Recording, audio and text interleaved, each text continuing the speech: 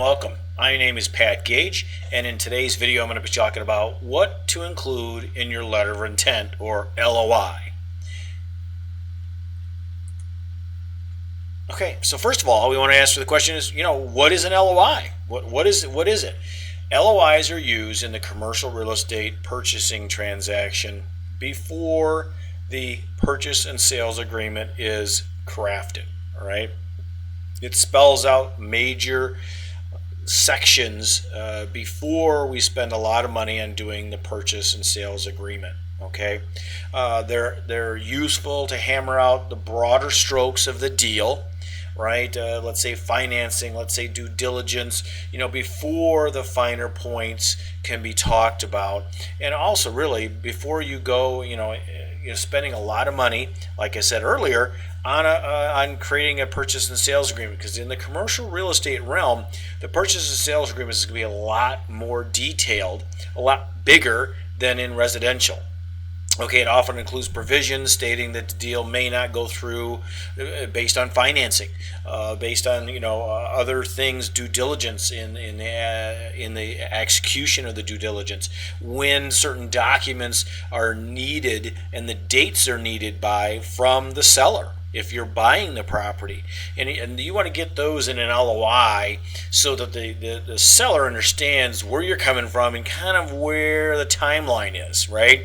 If you go into an LOI and say, hey, listen, I'm going to do a 90-day close and everybody's expecting a 30 to 60-day close, that may be a red flag, right? But you really haven't spent that much money on an LOI. It's better to find that stuff right now before you spend money on getting a lawyer involved, passing it back and forth between their lawyer and your lawyer, spending hourly wages, for a lawyer to come up and to find out that something that you could have done in an LOI very quickly and very easily, okay?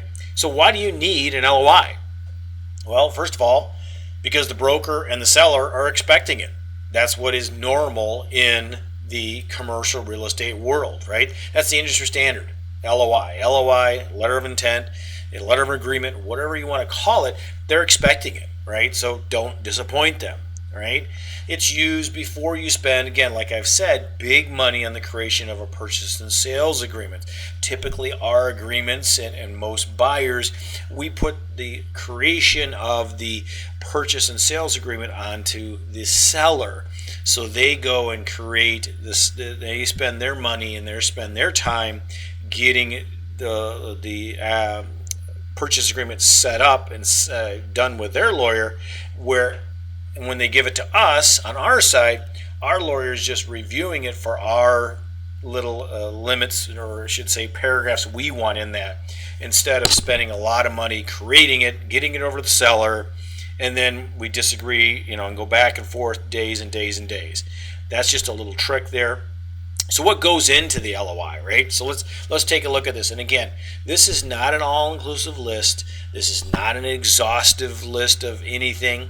These are just items that you should look at. What I will state, and I'll state this again towards the end here, I am not a licensed professional. I'm not a lawyer. I'm not a broker. Please seek qualified real estate attorney to help you with this LOI. And once you get the template set, you'll be good, right? You don't have to go back each time to your lawyer. Get the main provisions, the main paragraphs in there. So what it should be is, obviously it needs to be in writing, right? Needs to be in writing, and this is basically what you're agreeing to and how you're agreeing to do this. It should be signed by both parties, right? Times of handshake and stuff like that, those are kind of over, because again, you're talking millions of dollars usually, or over 500,000, right, in a property. So you want to get stuff documented. You want to have them sign. You want to have you sign. It should state the needed terms of the sale or lease of the property. It spells out what it is, like the rent, what the price of the property, the name of the property, the legal description of the property.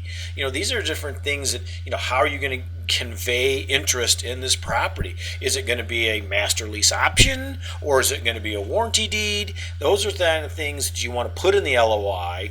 And again, this is stuff that you should have already talked to the broker or seller about in general, right?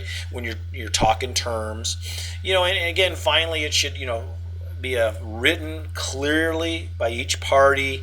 They prepare a final agreement. Now, some LOIs can be binding, right?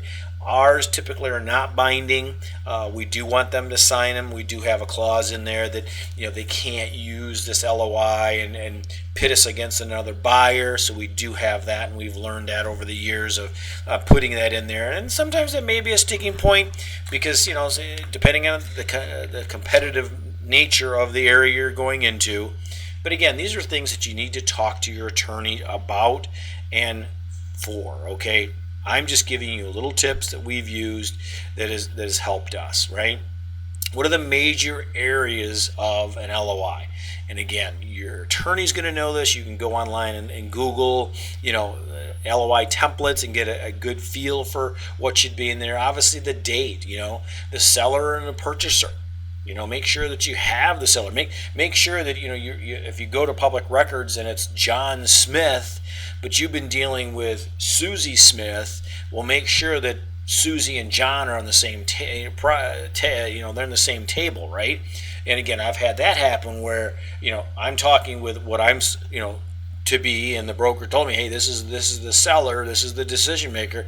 Well, come to find out, public record shows the wife is actually the decision maker.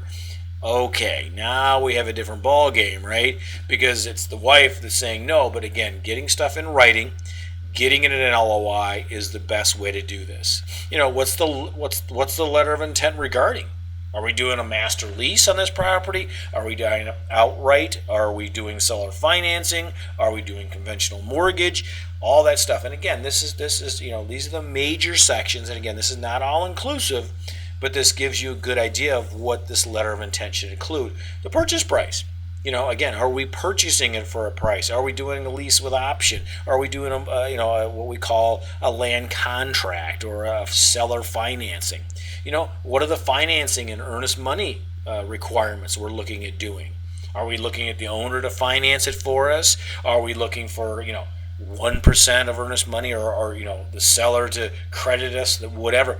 And again, you've got to use this LOI as like a roadmap, right?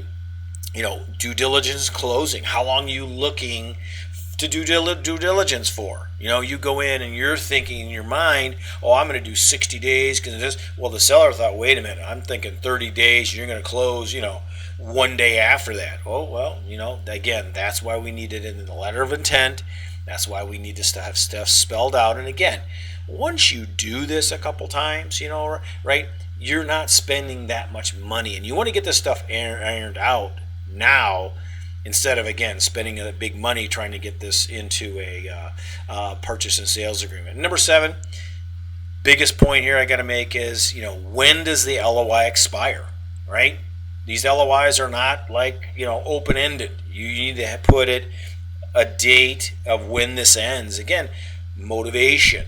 You need to tell the seller, hey, listen, this offer is good for the next 5 days. This offer is good for the next 10 days, 10 business days, whatever it is.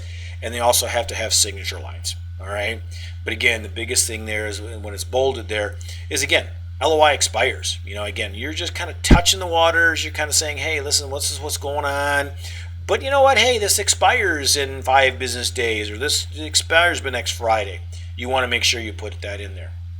But again, biggest thing I got to tell you, folks, is I'm not a licensed anything. Please talk to a real estate attorney. A real estate attorney, again, that's different than a general practice attorney, to go before you go submitting your LOI. The template that I use have already been checked by my attorney I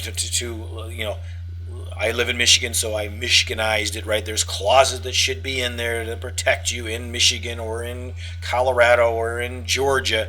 Make sure that they do that for you, okay? Make sure you talk with them, say, listen, this is what I do. This is the business I am. I'm looking at not getting my foot in a jam, I'm looking at doing this legally. How do I protect myself moving towards the purchase and sales agreement? And the lawyers will be able to help you. And again, once you get it blessed by your lawyer, the next one is a template. You're not going to change too much on this. Now, if you do, obviously you go back to your lawyer and say, listen, I changed this wording here because now we're doing, seller carryback or whatever. Have them look at that so you don't get yourself in trouble. All right? Well, listen, I hope that this was a very informative video, and thank you very much for watching it. I'd love to give you a free gift. Please go to my website at www.opportunitycreator.com. I'd love to give you a free special report, and it's entitled, What's the Best Investment? The Stock Market or Real Estate? That may be a trick question, won't it? But please, thank you very much for coming and watching this video. Love to hear from you. Love to give you the special report, and we'll see you on the other side. Thank you very much.